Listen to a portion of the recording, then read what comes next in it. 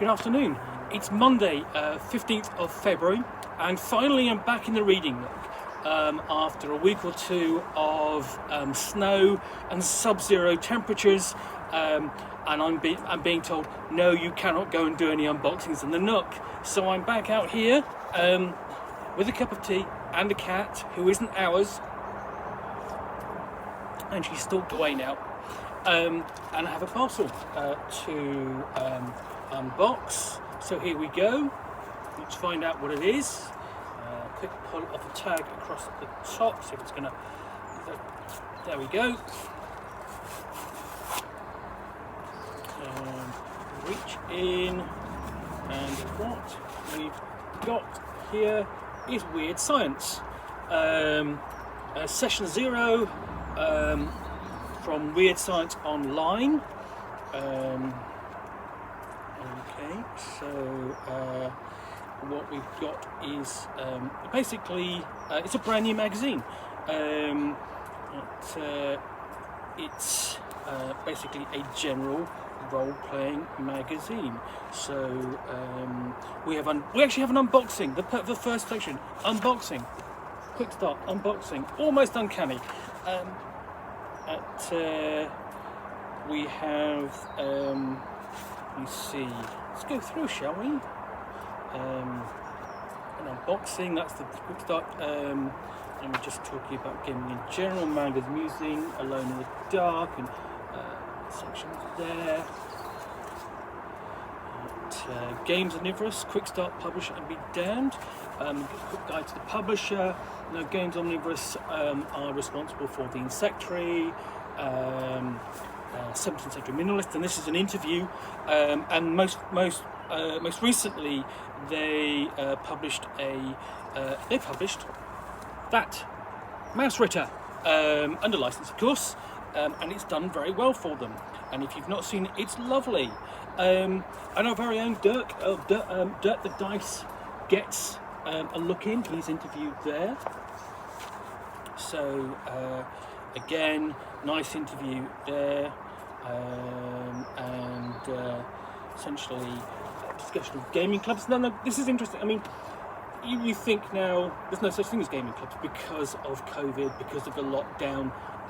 So this is a bit of a trip down memory lane, even if it's a memory lane from a year ago, because it's over a year.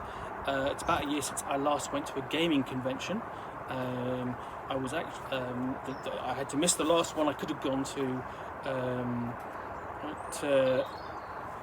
because I was ill, not with COVID-19, I assure you. So what we've got here, basically a discussion of 2020. This is really nice, decent discussion of general things. And again, this is basically talking about what the Smart Party would do, which is basically one of the other mainstream gaming podcasts here in the UK, and discussing online gaming, because essentially the hobby has reacted by going on to online to play games. I've done it, others have done it, and the cat's coming back in for a bit more of a fuss, I think. Let's have a look. Here we keep going. Discussion. We've got a discussion of one, basically solo gaming. And there's a move, if you have a look through Zine Quest 3 and other titles like €1,000 Vampire. There's a little bit of interest in solo gaming via Zines and role-playing games, as well as sort of looking at how you can adapt existing role-playing games to solo play. Let's have a look. More general articles, basically a discussion of basically the queer future of gaming. And I think general gaming tends to be very welcoming. I have friends who are gay and game, and that's, I can't put it. That's fine. I mean, to me, that's perfectly normal. But there are role-playing games that do address issues around gay issues, you know, and so on, or in which you play characters who are gay, like Thirsty Sword Lesbians, which I have played, and that was a lot of fun. Big interview with Kieran Gillen, who basically author and comic book writer. And here the cat comes again, so you tell. She's going to wander around. I think. Yes, he. And wonder why I'm talking and not paying attention to him. So yeah, there is a particular. There's a hello. Oh, he's okay. Settle down. Wants a fuss. This is very nice. Okay. No, well, basically he's saying, I can't do this now because he wants a fuss. So excuse the interruption. So yeah, he has basically game designer, comic book writer, and journalist today. There's a title. I just look at the title that he worked on. That is about a role-playing group. That's the cover. It's a Do or Die or something like that, which is worth reading. So that's quite a lengthy interview, right at the heart of the magazine. And then we go on to Adventure Time. Essentially, it's an interview again. This is with Rebellions Unplugged about their new Game in a Mag, Adventure Time. Now, there we go. There's the front cover to the first issue. Now I have this. I have reviewed it. It's on my review blog. And it's just decent adventure. It's really nicely put together. There's more artwork from it as well. Okay, there we go. Discussion of Jiangxi Blood in the Banquet Hall, which isn't yet released. That's been on Kickstarter. It's been successful. I'm looking forward to seeing that when it's released. And he's now flicking his tail at me because I'm paying attention. And we've got a nice, look at the artwork. And it's interesting that we don't have really magazines like this anymore. Really, I mean, the fact that they've got to come out of something like Kickstarter for this, and it's a general magazine. It's not focused on one particular game, and that's nice. It exposes you to a broad range of different subjects. So I have no interest in miniatures gaming. I do use them as such. When I was running RuneQuest, I used miniatures and I used the battle mats, so on. But I wouldn't normally use them. The game did kind of call for it, but that's going to mean there's an interesting article on that in here to read. So and then we come on to one of the games of the moment, was certainly last year, and is incredibly popular, and that's Nook. So the pocket meant everything, meant something. There's the cover. Essentially heavy metal OSR title. Again, I reviewed that, one of my games of last year, just for its impact, influence of what you can do with a really simple design and make it look good on the page and really, hit the reader with this game is something. It's a really simple game, but all of the characters you play in it are really interesting and mean and nasty and just down in the dregs, as it were. So yeah, sorry, I was just stroking the cat.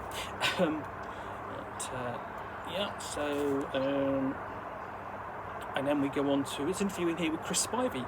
Chris Spivey is famous for writing one of the best supplements to come out of role-playing in the past, basically 3.5 years, which is Harlem Unbound, which is exploring what Harlem was like in the 1920s, and then framing it, and basically using that as a framework to run Call of Cthulhu and Trail of Cthulhu games.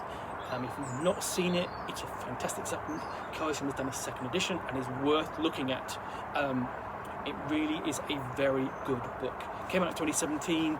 Again, should have won more awards than it did, but it didn't. But he's talking about Haunted West, the cover, and that's his basically Wild West horror role-playing game coming out soon. So essentially, once that happens, we will have several of those on the market. And then we go on to look at a big board game that's had some impact over the past few years, and that is Root.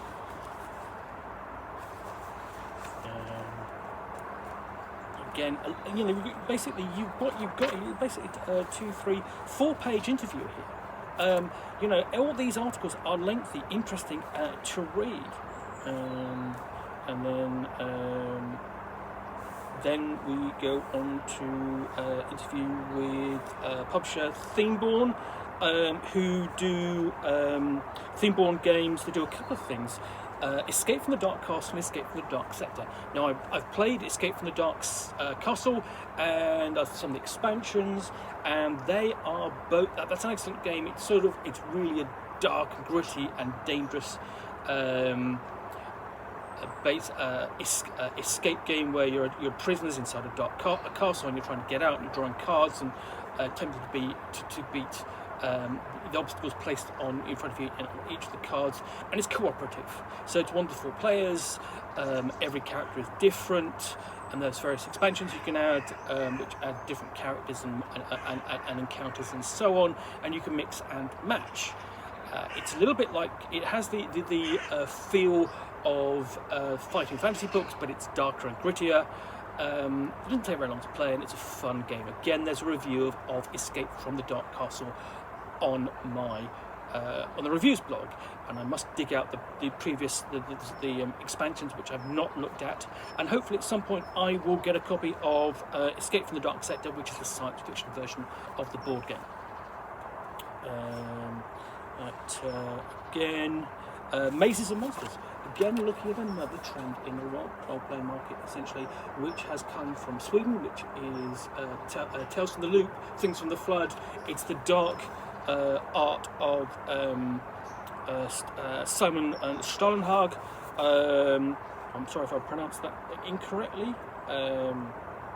Again, these books are fantastic, and they're great. They're just visually fantastic and interesting, and you go, whether or not you don't actually want to visit there personally, but you want to go and game there. And with Things from the Loop, Tales from the Loop, and Things from the Flood, Free League Publishing has enabled you to do that. So, and last, essentially we've got a bit of fiction, The River's Brink. Again, that's quite lengthy. That's probably the lengthiest piece in here. Yeah, so that's Wyrd Science. Basically talking about just a general magazine, but talking about gaming, interviews, and discussion of various things. There's no gaming content in here. That's fine. Okay, there are plenty of venues for that. But published by Wyrd Science Online. WyrdScience.online. Here we go. There's the website. Okay. But I recommend you track this down, have a look at it. I will review it in due course. Very likely that what I will do is I will pull together a series of magazines I have on the pile, and just do like a weekend of his a series of magazines, not fanzines but magazines, and just do like 4 reviews for the weekend. So once again, thank you for watching another unboxing in the Nook. I will be back very soon with another unboxing. If you like this, please click the like button. If you have any feedback or comments, please do take the time to post something. I look at them, I do reply. And if you want to see more, please subscribe. Alright, thanks again. I'm glad to be back out here. Bye for now.